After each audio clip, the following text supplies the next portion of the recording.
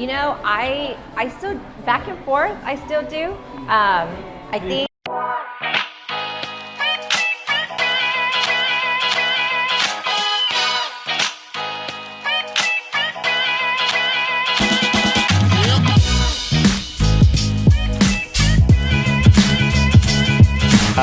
Dĩ nhiên là mình bắt đầu năm học là mình phải mang khẩu trang. Đấy, ở trong trường mang khẩu trang. Và sau đó I think bắt đầu ngày mấy hả? I think là tháng 3 ngày right? Tháng 3 mình không có cần mang khẩu trang nữa. What's your take on some of the COVID protocol regarding to mask and I Did you okay? So you still Michelle có mang khẩu trang trong lớp học không? No, but Okay. Initially tháng 3 when like the mandate went away, I still wore it, and it took me some time to kind of like get comfortable. Okay. I don't wear it now, Yeah. but it took some time to get comfortable. Đi Hà có mang khẩu trang không? You know, I still back and forth. I still do.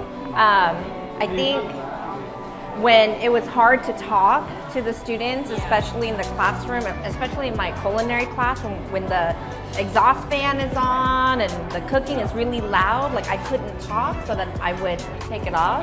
So when I start class, in the beginning I have it on, but I find myself like in the middle of the lecture or something, I would have to take it off and then I'll put it back on again. So I mean, I still wear it back and forth. Ali? Ngày 13 hình như mình được bỏ khẩu trang phải không? Yeah, Là cái ngày mình bỏ khẩu trang.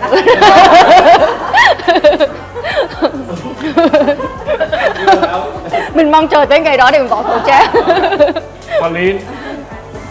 Trong lúc này Pauline vẫn đeo khẩu trang trong lớp Okay, tại vì Pauline vẫn còn. Pauline có survey học sinh á, hỏi là các em á, cảm nghĩ của các em như thế nào khi bỏ khẩu trang, không cần đeo khẩu trang nữa. Và cũng đa số các em thì ok, nhưng cũng có một số em nói là vẫn sợ. Pauline vẫn đeo khẩu trang để tôn trọng các em học sinh.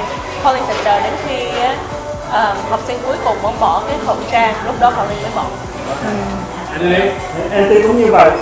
Thật sự ra là em chỉ muốn bỏ cái khẩu trang ra từ tháng 11 rồi, nhưng mà không có được ha.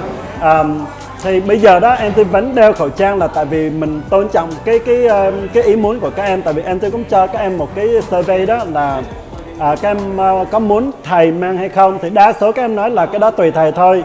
Nhưng mà ít nhất một học sinh trong mỗi lớp nói là em muốn thầy đeo khẩu trang, cho nên là em thì tiếp tục đeo khẩu trang. Và trong lớp thì cũng có một vài em từ từ đang là tháo ra, cái coi như là ngày đầu tiên thì chỉ có một em thôi, nhưng mà bây giờ mỗi lớp có ít nhất 3-4 em rồi, thì từ từ các em ra, thì khi nào mà em thấy là các em mở hết rồi, hoặc là cái người mà nói là em muốn thầy đeo khẩu trang, nếu mà cái người đó lấy khẩu trang ra thì em sẽ lấy khẩu trang ra. I see. Okay. Khi mà mình mang khẩu trang, khi mà mình dạy mà mình mang khẩu trang thì nó có mệt không? You need a microphone. Người nào dùng microphone, tại vì Khang biết cũng có nhiều. Okay, Pauline dùng microphone right? I know cũng có một thầy cô giáo dùng microphone. You guys use microphone or? I should. I would like to, but I don't. Okay. Thầy cô vậy, hoặc quý vị tưởng tượng là mình phải dậy từ lúc 8 giờ ha, và mình dậy thẳng cho tới 1 giờ hơn, và có giờ ăn trưa ở giữa thôi, mà mình đeo khẩu trang và giảng bài. Thật sự là có lúc mình thấy rất là khó thở. Ok, bây giờ mình qua phần thứ hai đi ha, là về teaching career đi ha. Mình nói chung về câu đầu tiên là tại sao mà các thầy cô đã vào trong nghề dạy. With Liha. Liha ngồi gần thì Liha. I think it was my teacher in high school. So I saw the inspiration, the connection that she had with the students, and that inspired me, and I was like, I want to do that. I want to connect and have that relationship with the student and be there, you know, kind of like their second mom. And here I am. Michelle, I think I changed my major 5 times. Không biết làm gì hết. And then What was your first major? Like Michelle muốn làm gì đầu tiên? astronaut. I want to see you. Muốn làm like astronaut? Yeah, and then I realized like don't want to be an astronaut. So yeah, so mình đổi major khoảng 5 lần, and then má của Michelle nói là sao không thử like dạy đi, con thích đi học lắm, and so why don't you just be a teacher? And I remember like I laughed at her because I was like, Mom, like, who's gonna trust me with their kids? But I tried it, listened to Mom, and love it. Yeah. Yeah, so it took me a little bit to figure out what I want to teach, Okay. but once I figured it out, like, I love it. Thảo Ly, Thật sự cái your parents make you teacher? thật sự cái đam mê đầu tiên của mình bây giờ suy nghĩ lại thấy không có liên quan gì đến giáo dục cả, mình thích con nít lắm. Cho nên mình với có cái bằng để đi dạy tiểu học multiple subject. Và lúc đó thì họ cũng có B class, những thầy cô biết B class để dạy thêm tiếng Việt. Thì mình dạy thêm tiếng Việt mà không ngờ là mình dạy tiếng Việt tới bây giờ, và mình dạy rồi mình mới thấy là giống như mình có một cái sứ mệnh, mission để giúp làm sao các em tiếp tục gìn giữ cái ngôn ngữ văn hóa của mình thấy quan trọng. Thì dĩ nhiên là lúc mình đi học đi làm thì dĩ nhiên là ai cũng cần tiền rồi. Sau này mình thấy là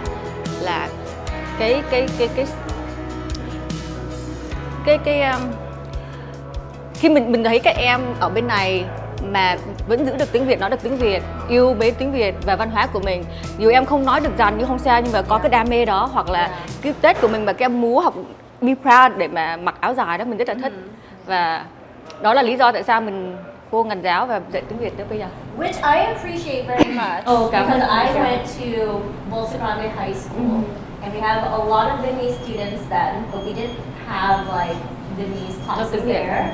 And so in high school, because we didn't have Vietnamese class and we didn't have such a huge Vietnamese culture on campus, I was so ashamed of being Vietnamese. And so when I started teaching at Westminster and I saw how big VACC and like Vietnamese class and everything, I see the students wearing their ao ya, I'm so proud. Just proud of who they are. Yeah, and it makes me just like smile. I was like, Okay, Pauline, why are you going to teaching? I went to teaching because, let me think, I felt a strong pull right when I graduated high school, and then I started doing a lot of mentorship programs, particularly related to Asian Pacific Americans as well as Southeast Asian Americans. And when I did the mentorship programs at local high schools, I'm like, oh yeah, I do want to teach Southeast Asian history, Vietnamese American history. But I wasn't sure about the Vietnamese language portion, because at the college level, they don't really advertise the fact that you can teach Vietnamese. And that was something that I was schooled with growing up. And so then I had to find out later from another Asian American professor that was an option. And so it's just what it is. I really like it. Yeah. Cho Thảo nói thêm là chương trình tiếng Việt rất là may mắn là có cô Pauline, các thầy Anthony ở trong đây. Và Thảo Ly nhớ là cái ngày mà phỏng vấn đó, cô Pauline đó, trước khi gặp Pauline là chỉ coi cái resume thôi, thấy Pauline viết tên Đồng có dấu ở trong đó, và wow, cái này là quá là ấn tượng đi. Và phải gọi tới và để mà có cái phỏng vấn đó.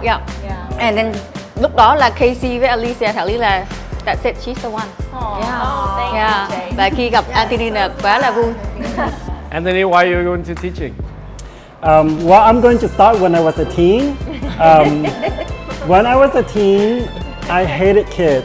They were so annoying, and it's mainly because of my friend's neighbor, right? But then at the age of 17, I started volunteering as a Vietnamese classroom teacher. Tại vì I came here and I figure it's time I need to learn Vietnamese, so I came in and I didn't learn anything. So I was like, if I didn't learn anything, I'm gonna go teach it. So 17 years of age, I came in and I started as an aide for one of the kindergarten class, which has students between 5 and 10-year-olds. And midway through, the main teacher that was supposed to be teaching, she got married and she disappeared. She left me with 45 kids between ages 5 and 10. And so I took over and I started, I have to plan my own lesson, I have to start teaching, and that was when I just turned 18 too. Every day I came in and these kids' eyes lit up when they were able to say the alphabet, even read some of the words, and that made me so happy when I just see their eyes lit up. And so at that time I was still thinking about becoming an engineer. So I went my first 2 years in college as an engineer student, electrical engineer, but I keep continuing to volunteer as a Vietnamese teacher, and I just love it so much. I was like, okay, I'm gonna change my major. And so I changed my major to teaching. At first there was a lot of